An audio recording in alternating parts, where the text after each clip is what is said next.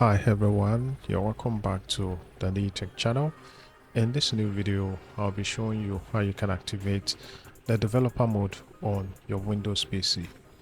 And now what the developer mode does is to allow you to sideload applications that are not originally hosted or available on the Microsoft Store.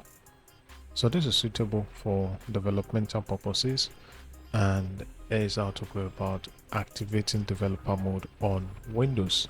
So the first thing you want to do is to click on the Windows or Start menu on the taskbar, and then click on Settings and click on System, and then you'd see for developers. These settings are intended for development use only, so just go ahead and click on that.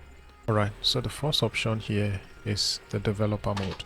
So you can actually toggle this on, and you'd see this pop-up that says turning on developers mode, including installing and running apps from outside the Microsoft Store, could expose your device and personal data to security risks or harm your device. Turn on developer mode. So if you want to proceed, just go ahead and click on yes. So that way developer mode is turned on your Windows PC. So there you have it, guys. That's how to turn on developer mode on Windows.